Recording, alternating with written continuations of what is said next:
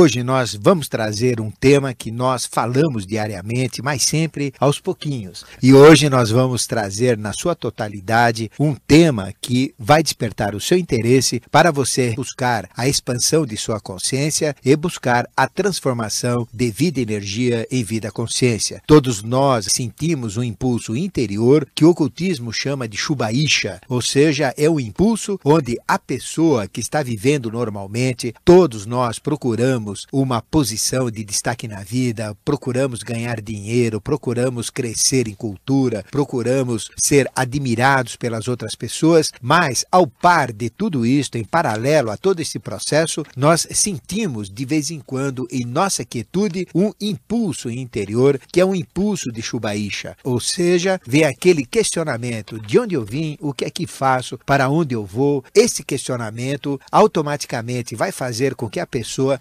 comece a buscar a verdade, e ele começa a buscar através das religiões, das filosofias, entra em uma determinada linha, sai, vai para outra, sai de novo, busca em outro lugar, até que ele chega à conclusão que ele precisa achar a essência de todo conhecimento, a essência de si mesmo, a essência da verdade. Quando ele atinge este estado de Shubaisha, as próprias hierarquias, o próprio contexto evolutivo vai fazer com que esta pessoa entre numa escola de iniciação. E iniciação é um caminho de autoconhecimento através do aprimoramento do caráter e da cultura. E para que você possa entender tudo isto de uma maneira mais ampla, nós vamos falar da iniciação eubiótica. Assim, o tema do nosso programa de hoje é iniciação eubiótica. Aliás, começando pelo início, né, professor Ademar? Porque não se ensina ou inicia ninguém começando pelo fim, e sim, como esse nome o diz, pelo começo. Exatamente, Viviane. Iniciação, como o próprio nome diz, é começar uma nova maneira de pensar, é começar uma nova maneira de ver a vida. E toda iniciação automaticamente joga fora todos os preconceitos, joga fora também todos os dogmas. Para a gente entrar na iniciação, nós temos que seguir as regras que levam a um objetivo maior. E o objetivo de toda escola de iniciação, principalmente da nossa escola de iniciação, que é a iniciação eubiótica, é formar livres pensadores, para que esses livres pensadores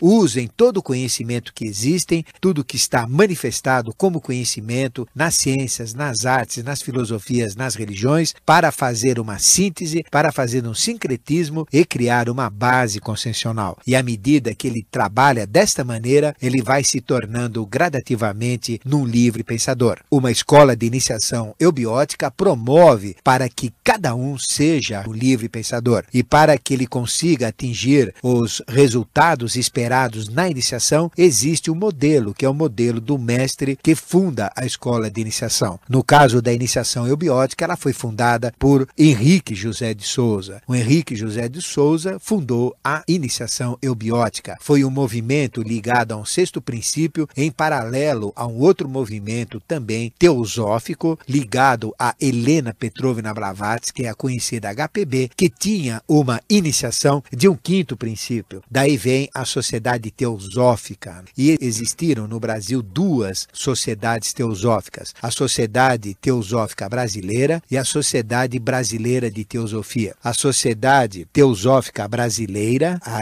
STB, corresponde à linha da Helena Petrovna Blavatsky, a um quinto princípio. A Sociedade Brasileira de Teosofia, a SBT, corresponde a uma sociedade teosófica de um sexto princípio, e foi fundado por Henrique José de Souza. E toda esta diferença liga-se a um fato de um fracasso que houve através do movimento iniciático que ocorreu nos Estados Unidos, ligado a Helena Petrovna Blavatsky. Helena Petrovna Blavatsky foi altamente atacada nos Estados Unidos pela Monopol, pela Ku Klux Klan, por todas as linhas relacionadas ao mal. E ela foi perseguida pela máfia, por todas as linhas chamadas da esquerda. E ela não conseguiu assentar bases reais para o movimento teosófico universal, para tornar os Estados Unidos a base de um novo sistema evolutivo, ou seja, a própria base para a Era de Aquário. Nós sabemos que todo esse trabalho espiritual realizado nos Estados Unidos permitiu fazer desse país a potência que ele é hoje, porque os Estados Unidos estavam fadados, estes Estados Unidos, a serem o foco, o comando da Era de Aquário. Mas, infelizmente, as explosões atômicas atômicas que ocorreram apenas a 150 milhas do foco do chakra da Terra, que é El Morro, no estado do Novo México, influenciaram de uma forma perniciosa, negativa, todo esse trabalho espiritual. Ou seja, as irradiações atômicas afetam além do plano físico, o plano etérico, o plano astral, o plano mental e até mesmo o plano espiritual. E as hierarquias assentadas naquele chakra da Terra, preparando toda uma ambiência para a nova era, foram afetadas por todo esse processo. Não tiveram mais condições. Infelizmente, o resultado das experiências atômicas culminaram com duas explosões enormes de grande porte que acabaram inclusive com a Guerra Mundial, a última Guerra Mundial, que foram em Hiroshima e Nagasaki. E por esse motivo, todo esse trabalho que tinha sido desenvolvido por Helena Petrovna Blavatsky, devido aos acontecimentos posteriores, não permitiram aquele chakra da Terra, que é El Morro, ser o centro de comando da nova era de todo esse processo. E tudo isto foi transferido às pressas para o Planalto Central brasileiro, na região do Roncador. Nós temos um outro chakra que agora móvel, mas que assumiu todo esse processo para comandar a era de Aquário. E, através desse sistema, tudo que ia acontecer numa fase futura foi antecipado. Aí vem todo o processo da iniciação eubiótica ligado a estes mistérios maiores, ligados aos mistérios do roncador. E esta palavra roncador, como o próprio nome diz, é aquele ruído, aquele som que o vento faz quando passa pelas montanhas. Montanhas estas estranhas que enchem a nossa vista de beleza natural e ao mesmo tempo enchem o nosso coração de seus mistérios espirituais. Porque o som que existe naquelas montanhas, quando o vento passa, é o Om, o Pranava hindu, aquele mantra dos mantras, o som primordial que é sintetizado como Om. Om quer dizer três pessoas em uma só. Significa o próprio nome de Deus, o mantra dos mantras. E todo esse trabalho foi transferido para o Brasil e este baiano, que foi Henrique José de Souza, fundou a Sociedade Brasileira de Obiose. Mas naquela época ela tinha um outro nome. Começou como Sociedade Espiritualista Dharana, onde Dharana significa concentrar todos os pensamentos. Seguindo toda esta fase evolucional na virada do século, nós tivemos todo um outro processo concessional e a sociedade mudou para STB, Sociedade Teosófica Brasileira. E continuando em sua missão cíclica, mudou novamente para a Sociedade Brasileira de Obiose. Nós podemos dizer que a iniciação eubiótica é uma iniciação teosófica. Ela liga-se à mesma iniciação teosófica na qual participou Rudolf Steiner, fundador da antroposofia, que é um outro movimento iniciático muito importante, de excelente valor, porque Rudolf Steiner era o líder, o responsável por todo o ramo europeu da teosofia. Mas devido aos acontecimentos com Krishnamurti, onde Annie Besant e o Leadbeater tentaram fazer desta figura fantástica, desse escritor maravilhoso, desse discípulo especial que foi Krishnamurti, um Bodhisattva vivo, mas ele mesmo não tendo consciência disso e outros fatores ligados a todo o processo da teosofia, houve uma dissidência de determinados seres. E Rudolf Steiner foi um desses dissidentes que fundou a antroposofia. Antropos de homem e sofia de sabedoria, de conhecimento. E ele criou toda uma base em cima da antropos, homem, sofia, sabedoria, que é esse conhecimento, esse processo de iniciação fantástico, ligado a um sistema educacional maravilhoso que chama-se pedagogia Waldorf. Também a um sistema natural de medicina, que hoje a gente conhece Veleda e todo um processo de medicina natural. Em São Paulo nós temos Clínica Tobias, que trata com medicina antroposófica. Temos também todo um processo na área médica, na área de saúde, na área de agricultura. Ele foi um ser muito especial, Rudolf Steiner. Nós podemos dizer que foi uma das 7 consciências manifestadas na face da Terra através da mesma embocadura pela qual Yoshua Ben Pandira, o Jesus bíblico, surgiu nos mistérios relacionados a JB, a Jerusalém e Belém. Isto há 2000 anos atrás. Rudolf Steiner, nesta virada de século, se manifestou um pouco antes através dessa mesma embocadura, uma das 7 maiores consciências manifestadas na face da Terra, e trouxe todo o conhecimento da teosofia de uma forma prática. Fundou a agricultura biodinâmica e todo esse processo muito interessante. Por que eu estou falando tudo isso? Porque eubiose está ligado a todas as linhas herméticas, a todas as linhas ocultistas. Ela tem dentro de si a própria antroposofia. E vale dizer que o próprio Rudolf Steiner era um dos aspectos, um dos tucos do nosso mestre. Existem mistérios maiores, grandes mistérios, mistérios que agora nós não podemos mais ocultar. Isto traz à tona todo esse relacionamento que existe da antroposofia, da teosofia, da gnose, da tradição rosacruciana, porque todos esses movimentos eles estão interligados. A maçonaria, todos os movimentos herméticos e ocultistas. E atrás desses movimentos existem as escolas de iniciação. A iniciação eubiótica é uma iniciação que abarca todas as iniciações. A iniciação grega, a iniciação romana, a iniciação egípcia, a iniciação persa, a iniciação hindu, a iniciação chinesa, a iniciação japonesa. Todas as iniciações tradicionalmente conhecidas, ela abarca, mas trazendo no momento atual uma tônica presente que nós chamamos de eubiose, onde eu vem de bem, bom, belo, e biose vem de bios, que significa vida, ou seja, colocar em prática, viver de acordo com a harmonia, viver de acordo com a beleza, viver de acordo com a ética, ou seja, eubiose é viver em harmonia consigo mesmo, com a natureza, com o cosmos e com o universo. Ela abarca, portanto, toda a teosofia, a antroposofia, a gnose, a tradição rosacruciana. Não quer dizer que ela é a maior de todas, não, em absoluto, mas eubiose significa uma síntese de todo conhecimento trazido ao momento atual por uma pessoa, por um ser que é a própria manifestação de São Germano na face da Terra e de seu aspecto feminino, que é Lorenza. Nós podemos dizer que toda a iniciação eubiótica é uma iniciação dada pelo próprio Rei do Mundo na figura de São Germano e na figura de Lorenza. E ela liga-se aos mistérios de todas as hierarquias, aos mistérios da quarta, da quinta e da sexta hierarquia, como nós sempre falamos através dos nossos programas, ao mistério, ou seja, dos Kumaras, quarta hierarquia, dos Asuras, quinta hierarquia, e dos Makaras, sexta hierarquia. É realmente uma iniciação maior, uma iniciação muito forte, que está ligada aos mistérios maiores da manifestação avatárica e da manifestação manúsica na face da Terra. Cada escola de iniciação tem um escopo, cada escola de iniciação tem um objetivo, e o objetivo da eubiose é criar condições, ambiências para a própria manifestação avatárica e manúsica. Por esse motivo, a iniciação eubiótica liga-se a todas as outras escolas iniciáticas. Ela está intimamente ligada à antroposofia. Você que é antropósofo, você que estuda antroposofia, você ouve a antroposofia através de nossas palavras. Você que é gnóstico, você ouve a gnose através das nossas palavras. Você que é de qualquer religião, você sente que nós valorizamos a sua religião. Nós valorizamos todo o valor das hierarquias. Nós valorizamos todo o valor que as igrejas e as religiões têm dentro de si, todas as artes, todas as filosofias, todo esse conhecimento. Este é o escopo objetivo de uma escola de iniciação eubiótica. Vale dizer que toda a humanidade está se iniciando. Todo mundo, através das religiões e das filosofias, procura a iniciação aos trancos e barrancos. Mas, quando ela sente aquele estado que eu falei no início, estado de Shubaisha, que é aquele impulso interior, ela entra numa escola de iniciação.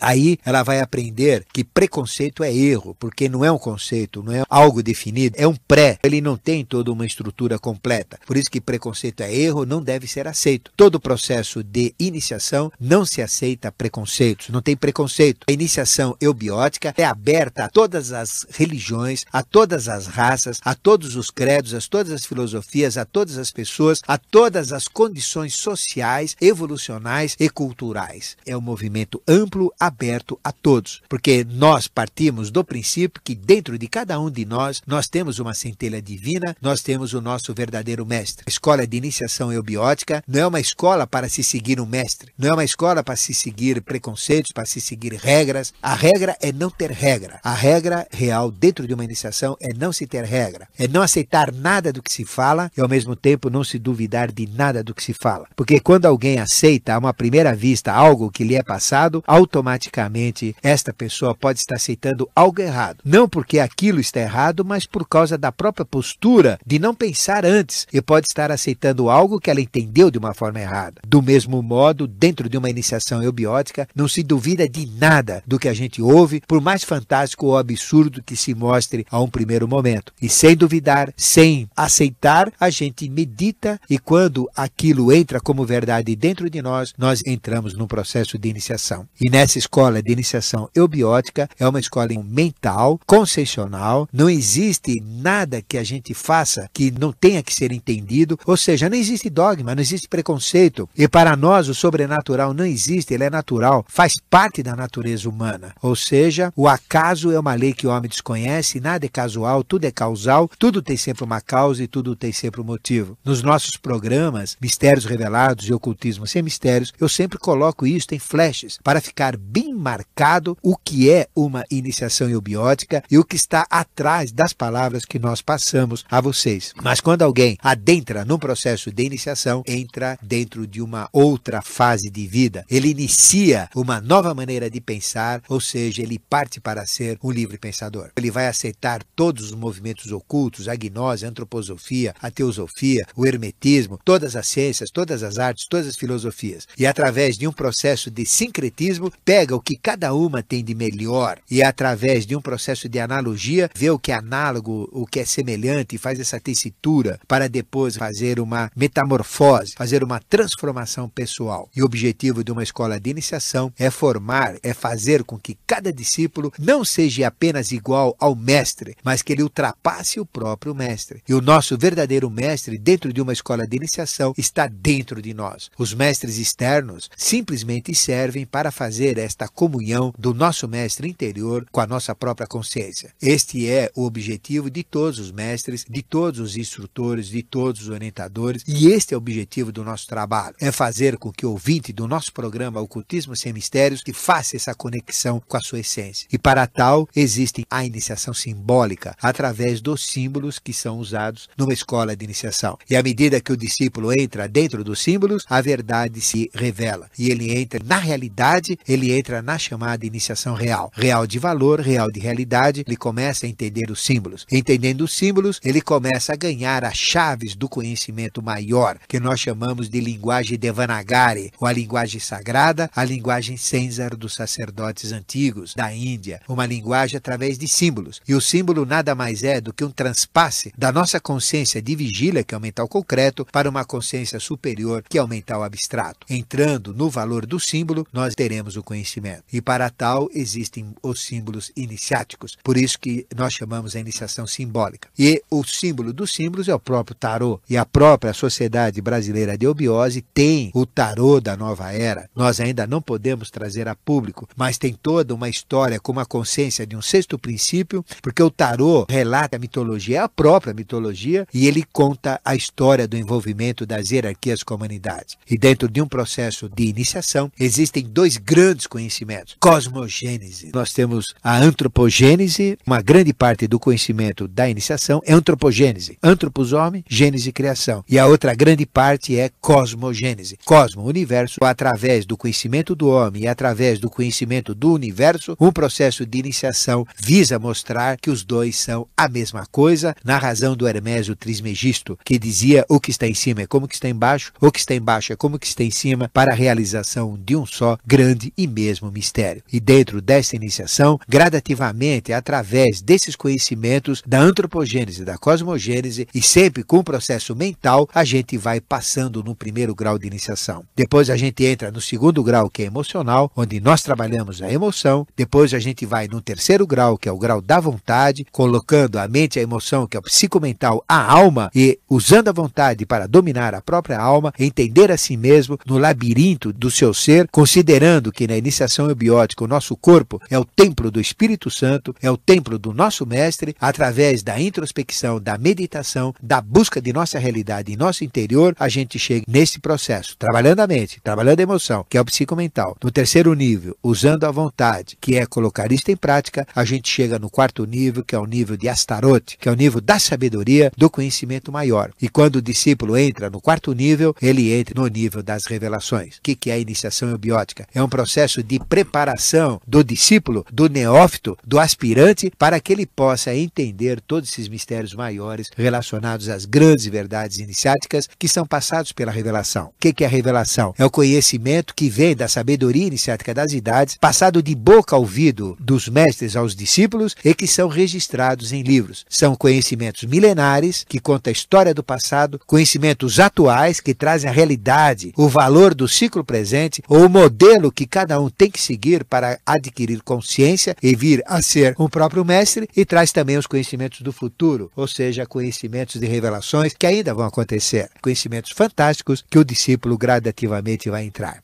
Através desse processo todo, isto tudo se processa numa tríplice iniciação que nós chamamos de escola, teatro e templo. Escola, onde a gente adquire adquirir o conhecimento, templo, que é o nosso próprio corpo, onde a gente faz essa comunhão com a nossa essência, e teatro são as faces que a gente vive na vida, onde nós fazemos papel de pai, de mãe, de filho, de empregado, de dono, de empresário, de qualquer coisa que a gente passa na Terra. E através de muita paciência, muita humildade e muita perseverança, a gente vai despertar os 3 maiores poderes que a gente tem, que são a mente, a emoção e a vontade. Fazendo tudo isto, você estará participando daquilo que a gente chama da realidade de uma iniciação eubiótica. Através da escola, através de todo esse processo instrucional, nós adquirimos esse conhecimento que agora, livremente, nós estamos passando de boca a ouvido, como na escola de iniciação. Nós temos sempre 5 tipos de pessoas que buscam a iniciação. Nós temos o primeiro, que é o curioso. E o curioso entra numa escola de iniciação para ver o que tem lá, por curiosidade. A curiosidade, lógico que é importante, porque ela é um fator de progresso, ela é um fator até da invenção, porque a pessoa sendo curiosa, ela acha caminhos. Mas esta curiosidade só emocional, não mental, é ruim dentro da iniciação. E quem entra pela curiosidade se perde e acaba saindo, porque ele fica procurando onde estão as coisas escondidas e o que está escondido. Só que ele não sabe que o que está escondido está dentro dele mesmo. Curioso e se perde. Aí existe o segundo tipo de pessoa, que é o indiferente. Ele vai porque vai porque tem carona, vai porque alguém leva. E como ele é indiferente, ele não se fixa. E ele não é capaz de enxergar os valores intrínsecos dentro de um processo de iniciação.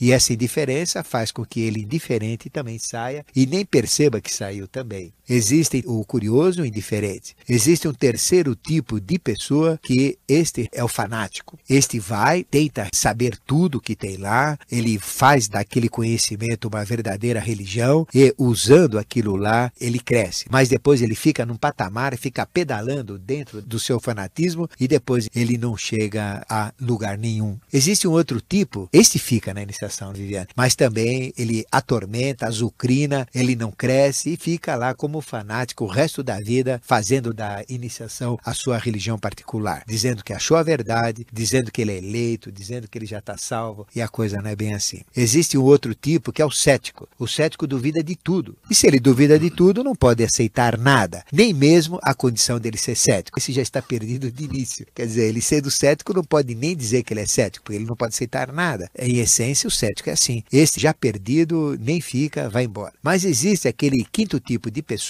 que é aquele que eu espero que você que está ouvindo este programa, e com certeza você é aquele que está buscando a verdade e quer saber de onde ele veio, o que ele faz aqui, o que é Deus, o que eu sou, o que é a vida, o que é a morte. Existe esse negócio de céu. As religiões vendem pacotes. Se você é católico, você comprou o pacote do céu e do inferno. Mas será que é verdade? Alguém que já foi lá, já voltou, dentro de um processo de iniciação, tudo é comprovável. Ou seja, se você realmente quiser conhecer o lado de lá da morte, estando vivo, usando o seu corpo como laboratório, onde você pode comprovar tudo o que a iniciação fala, ou seja, não existe sobrenatural, tudo é natural, tudo faz parte da natureza. E nós usamos o maior laboratório que existe, que é o nosso corpo, para comprovar essas grandes verdades. Você não compra pacote nenhum em escola de iniciação. Não tem nada de céu, não tem nada de inferno, não tem nada de se você fizer isso, você ganha aquilo, não tem nada disto. Você vai ver o que é a realidade. Este é o ponto maior. Então, para tal, você usa o seu corpo como grande instrumental na iniciação. E a iniciação não é teórica, não adianta ficar no diletantismo mental, você tem que pôr na prática. E para tal, você faz exercícios, que nós chamamos de yoga. Esta palavra yoga vem de yuji, que quer dizer união do sânscrito. Tem o mesmo sentido de comunhão, de união, de religião. Religião quer dizer religar, voltar a ligar aquilo que antes estava ligado e que agora está desunido, desligado. A yoga que nós damos, temos várias yogas para cada nível, para cada situação. E através das yogas, a gente trabalha todo o nosso corpo físico para ter mais saúde, na razão de mente sana e corpore sano. Aí você vai ter um crescimento consciencial, tendo saúde física, que é uma yoga que nós chamamos dos 5 elementos, dos 5 elementais ou dos 5 fatores que promovem e que constituem o nosso próprio ser. No nível 1, a gente faz uma yoga chamada yoga dos chakras. Você vai abrir todas essas portas conscienciais e entrar em sintonia com as portas conscienciais do próprio planeta. Você vai equilibrar todos os seus chakras e fazê-los ascenderem e fazê-los, cada um se potencializar dentro da sua tônica, dentro das suas propriedades e características. No terceiro nível, a gente faz uma yoga muito importante, que é uma yoga que abre pontos de consciência nas mãos, nos pés, no peito, e a gente entra em contato com os 4 quadrantes, norte, sul, leste, oeste, zênite e nadir. A gente tem as 6 direções abertas de consciência. Depois, no outro nível, que é o nível da sabedoria, nós fazemos yogas, onde a gente se coloca em contato com as forças universais. E somente quando a gente fecha esses níveis, a gente entra num processo de iniciação que já vai partir para a iniciação real, que quando a gente entra numa ordem chamada Ordem do Santo Grau, ou seja, todos os discípulos de uma escola de iniciação eubiótica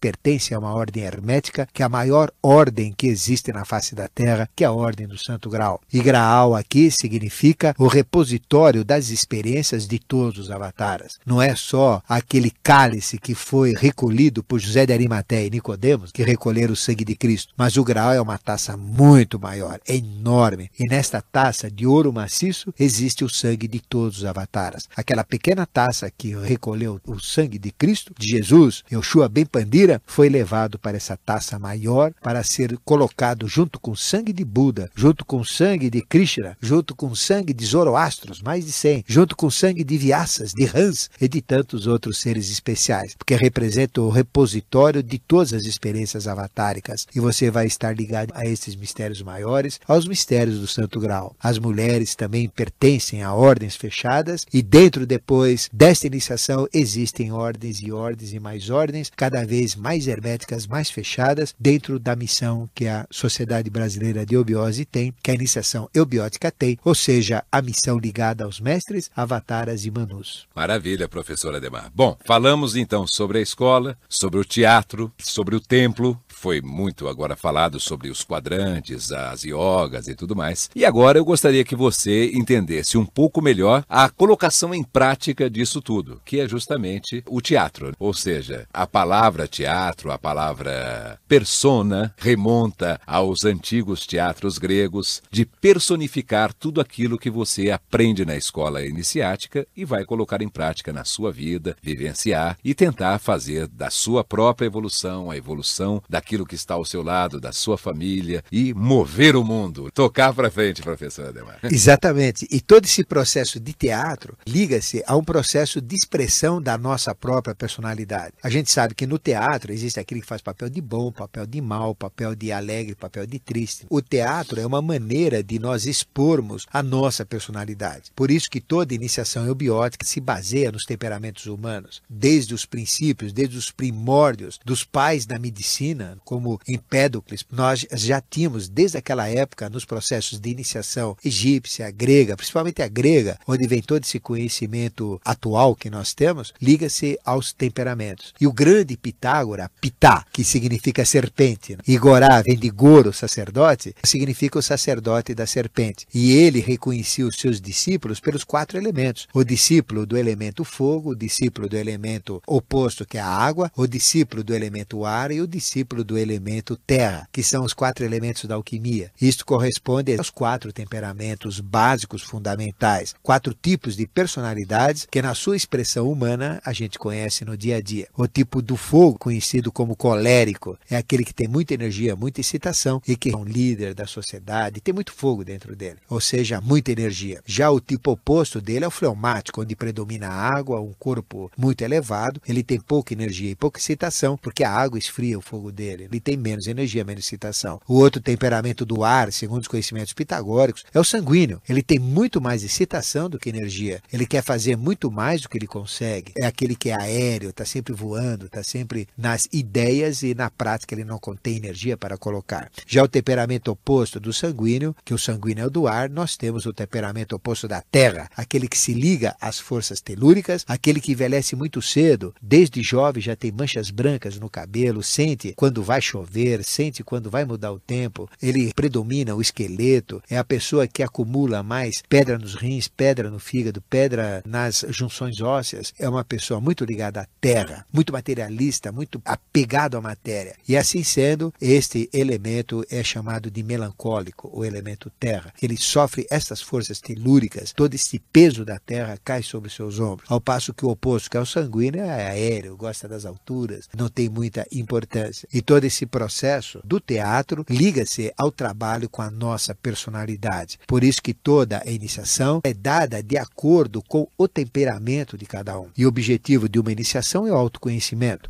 E o autoconhecimento visa, no primeiro plano, conhecer a sua personalidade, conhecer o seu próprio temperamento. E nós temos como objetivo ter o temperamento do nosso mestre Henrique José de Souza, que é o mesmo temperamento que Buda teve, que Krishna teve, que Jesus teve. Ou seja, Jesus é um ser perfeito, ele tem então os 4 temperamentos. Ele era 25% colérico, 25% fleumático, 25% sanguíneo e 25% melancólico. O importante é ter os 4 temperamentos para ter os 4 potenciais e girar todo o compasso quaternário que nós somos no 4º planeta, que é a Terra, no 4º reino, que é o hominal.